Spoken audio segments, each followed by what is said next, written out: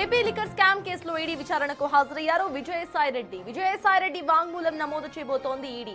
మద్యం పాలసీ రూపకల్పన, కోట్ల రూపాయల అవినీతిపై విచారణ చేయబోతోంది. మద్యం కుంభకోణంలో నగదు విదేశాలకు తరలింపు, షెల్ కంపెనీల అక్రమ ఏర్పాటుపై ప్రశ్నించబోతోంది. రేపు లిక్కర్ స్కామ్ కేసులోనే ఎంపీ మిథున్ రెడ్డిని విచారణ చేయబోతోంది ఈడీ.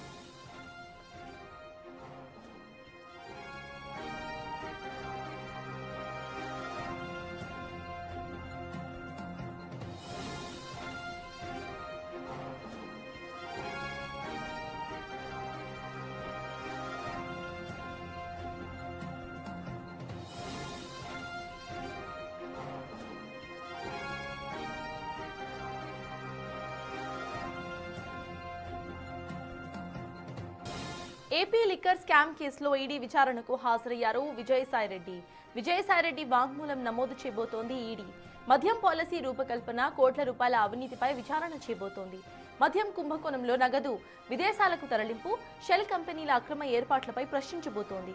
రేపు లిక్కర్ స్కామ్ కేసులోనే ఎంపీ మిథున్ రెడ్డిని విచారణ చేయబోతోంది ఈడీ.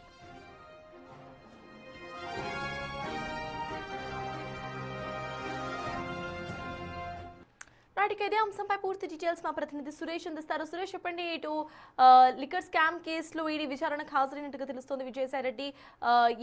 అంటే విజయసాయిరెడ్డి అక్కడ విచారణకు సరిగ్గా ఆన్సర్స్ ఇస్తున్నారా, లేకపోతే తెలీదు అనే ఆన్సర్సే వస్తున్నాయా? దానికి సంబంధించి ఈడీ ఏం మాట్లాడుతుంది, అప్డేట్స్ ఏంటి?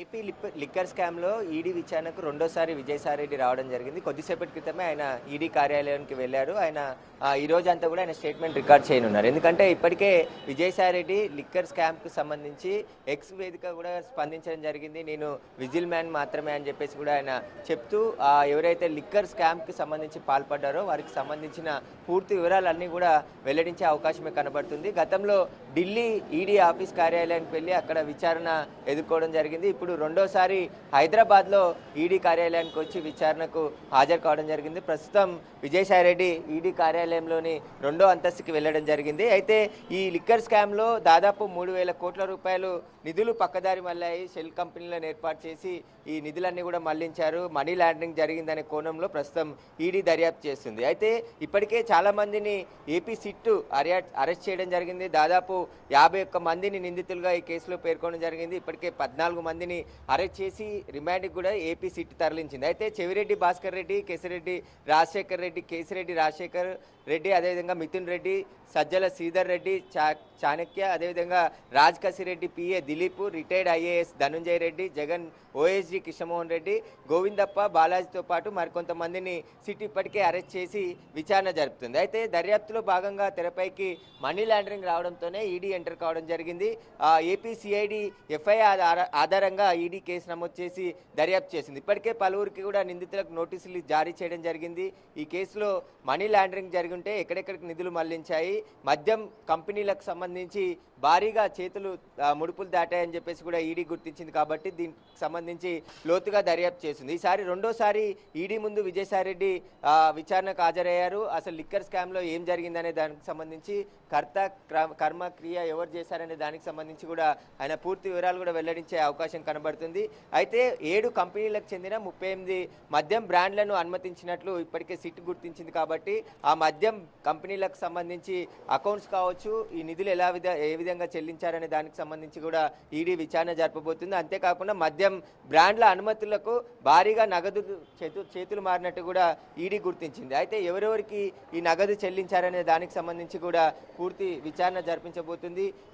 హైదరాబాద్లో కూడా ఏపీ లిక్కర్ స్కామ్కి సంబంధించి గతంలో సిట్ సోదాలు చేసింది. ఆ సోదాలు చేసిన సమయంలో శంషాబాద్లో ఒక ఫామ్ హౌస్లో 11 కోట్ల రూపాయల నగదు దొరికింది. అయితే అది లిక్కర్ స్కామ్కి సంబంధించిన నగదే అట్టపెట్టెలలో ఫామ్ హౌస్లో దాచిపెట్టినట్టు ఏపీ సిట్ అధికారులు గుర్తించారు. ఇటు హైదరాబాద్లో ఉన్నటువంటి పలు కార్యాలయాలపైన కూడా సిట్ అధికారులు గతంలో సోదాలు చేశారు. అయితే ఈ లిక్కర్ స్కామ్కి సంబంధించి ఎవరెవరి ఇన్వాల్వ్మెంట్ ఉంది, మనీ లాండరింగ్ అంటే దాదాపు 3,000 కోట్ల రూపాయల వరకు కూడా నిధులు పక్కదారి పట్టాయని చెప్పేసి కూడా గుర్తించారు. కాబట్టి అవినీతి జరిగిందని చెప్పేసి కూడా గుర్తించారు. అవన్నీ ఏ కంపెనీలకు వెళ్ళాయి, మనీ లాండరింగ్ జరిగితే ఎక్కడ జరిగింది, అసలు వాటికి సంబంధించిన పూర్తి వివరాలు కూడా ఇప్పుడు ఈడీ దర్యాప్తు చేయబోతుంది. కాబట్టి విజయసాయిరెడ్డి స్టేట్మెంట్ కూడా చాలా కీలకంగా ఉండబోతుంది. ఆయన ఆల్రెడీ ఏదైతే వైఎస్ఆర్సీపీ నుంచి బయటికి రావడం జరిగింది కాబట్టి ఆయన అప్రూవల్గా మారి ఖచ్చితంగా దీనికి సంబంధించిన అన్ని విషయాలు కూడా చెప్పే అవకాశం ఉంది. మొదటిసారి ఢిల్లీ ఈడీ కార్యాలయంలో కూడా ఈ ఏపీ లిక్కర్ స్కామ్కి సంబంధించి అనేక విషయాలు చెప్పినట్టు తెలుస్తుంది. ఇప్పుడు ఈ రోజు కూడా రెండోసారి హైదరాబాద్ ఈడీ కార్యాలయానికి ఆయన రావడం జరిగింది.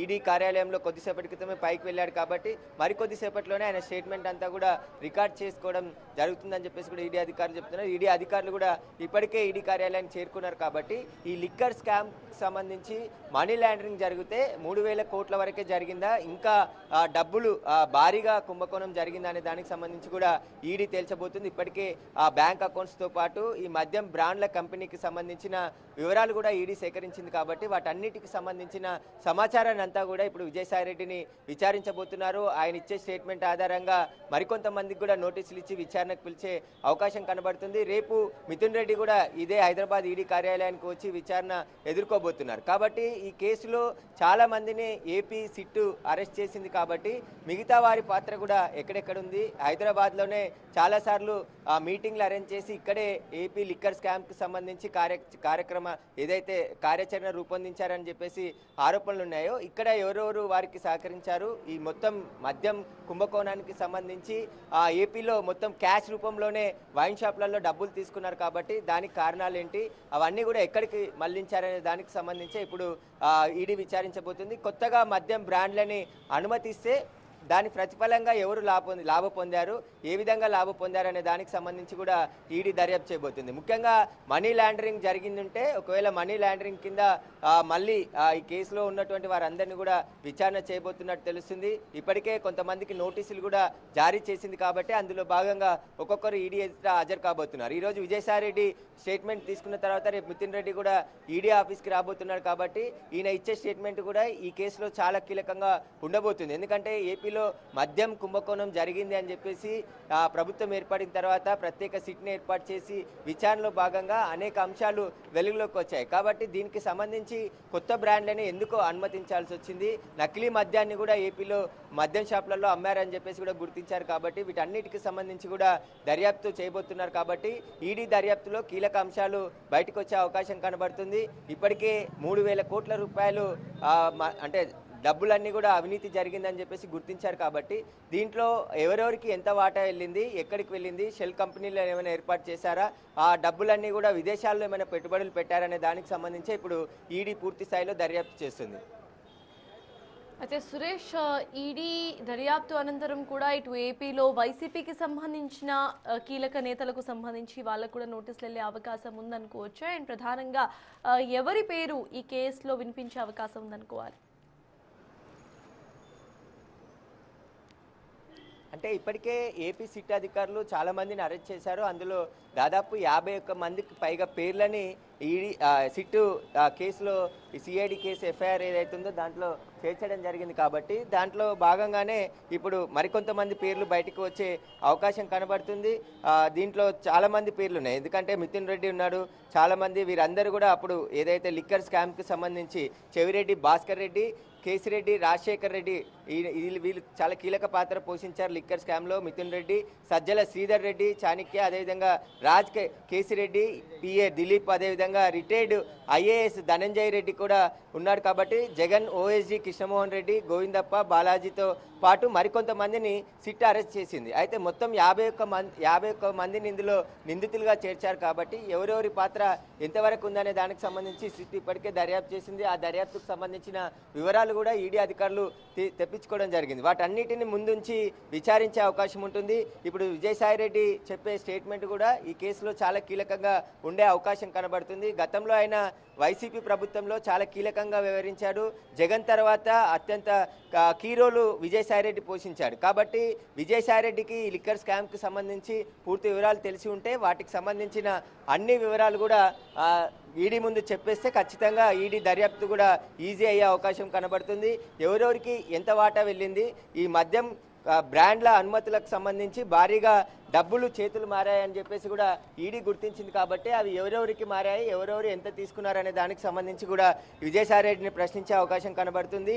ఎందుకంటే వైసీపీ ప్రభుత్వంలో విజయసాయిరెడ్డి చాలా కీలక పాత్ర పోషించాడు కాబట్టి ఆ సమయంలో ఏం జరిగింది, అసలు లిక్కర్ పాలసీని ఎందుకు కొత్తగా రూపొందించాలనుకున్నారు, ఈ కొత్త బ్రాండ్లను ఏపీలో ఎందుకు తీసుకురావాలనుకున్నారు అనే దానికి సంబంధించి కూడా అన్ని వివరాలు తెలుసుకునే అవకాశం ఉంది. ముఖ్యంగా 3,000 కోట్లకు పైగా మనీ లాండరింగ్ జరిగిందని చెప్పేసి కూడా ఈడీ అనుమానిస్తుంది కాబట్టి ఆ డబ్బులన్నీ కూడా ఏ విధంగా జరిగాయి, ఎవరెవరి అకౌంట్ల ద్వారా మళ్లించారనే దానికి సంబంధించి ఇప్పుడు విచారణ జరిగే అవకాశం కనబడుతుంది. ఇది రెండోసారి, అంటే మొదటిసారి ఢిల్లీ ఈడీ కార్యాలయానికి వెళ్ళి అక్కడ ఈడీ విచారణ ఎదుర్కొన్న విజయసాయిరెడ్డి ఇప్పుడు హైదరాబాద్లోనే ఉన్నాడు కాబట్టి హైదరాబాద్లో ఈడీ కార్యాలయానికి వచ్చి విచారణకు హాజరవుతానని చెప్పేసి కూడా విజయసాయిరెడ్డి చెప్పడంతో ఇక్కడ ఈడీ కార్యాలయానికి ఆయన కొద్దిసేపటి క్రితమే చేరుకోవడం జరిగింది. కాబట్టి ఈ రోజు కూడా విజయసాయిరెడ్డి స్టేట్మెంట్ అంతా కూడా ఈడీ రికార్డ్ చేసుకుని ఉంది. ఆ తర్వాత ఈ కేసులో ఈడీ కూడా దూకుడు పెంచే అవకాశం కనబడుతుంది. ఇప్పటికే ఏపీ సిట్టు పూర్తి స్థాయిలో సిఐడి అధికారులతో పాటు సిట్టు ప్రత్యేక దర్యాప్తు చేసి అనేక మందిని అరెస్ట్ చేసి కొంత నగదును కూడా సీజ్ చేసింది. కాబట్టి ఈ హైదరాబాద్తోనే ఈ ఏపీ లిక్కర్ స్కామ్ అంతా కూడా ముడిపడి ఉండడంతోనే హైదరాబాద్లో కూడా గతంలో ఈ సిట్ సోదాలు చేసి అనేక చోట్ల సోదాలు చేయడం జరిగింది. నిందితుల ఇళ్లలో కూడా సోదాలు చేసి భారీగా అంటే ఈ లిక్కర్ స్కామ్కి సంబంధించిన డాక్యుమెంట్స్తో పాటు నగదును కూడా గుర్తించింది. కాబట్టి ఇప్పుడు ఈడీ ఎంటర్ కావడంతో ఈడీ కూడా దర్యాప్తు వేగం చేసింది. అందులో భాగంగానే ఈ కేసులో ఉన్నటువంటి నిందితులందరికీ కూడా ఒక్కొక్కరికి విచారణకు పిలుస్తున్నట్టు తెలుస్తుంది. కాబట్టి ఇప్పుడు విజయసాయిరెడ్డి చెప్పే అంశాలన్నీ కూడా ఈడీ దర్యాప్తుకు కీలకంగా ఉండబోతున్నాయి. ఎందుకంటే ఆయన అప్రూవల్ అంటే గతంలో కీలక రోల్ ఉన్నారు కాబట్టి ఇప్పుడు ఆ వైసీపీ నుంచి బయటకు వచ్చాడు కాబట్టి చాలా కీలక విషయాలే ఆయన వెల్లడించే అవకాశం ఉంటుంది. ఈడీ స్టేట్మెంట్ అంతా కూడా ఆయన రికార్డ్ చేసుకున్న తర్వాత ఫర్దర్గా రేపు మిథున్ రెడ్డిని కూడా విచారించేందుకు సిద్ధమవుతుంది ఈడీ. Thank you Suresh. మొత్తానికి ఏపీ లిక్కర్ స్కామ్ కేసులో ఈడీ విచారణకు హాజరయ్యారు విజయసాయిరెడ్డి. ఇది రెండోసారి ఆయన విచారణకు హాజరవ్వటం. అయితే విజయసాయిరెడ్డి విచారణ అనంతరం కూడా మళ్ళీ పలువురికి ఇటు నోటీసులు ఇచ్చే అవకాశాలు అయితే కనిపిస్తున్నాయి.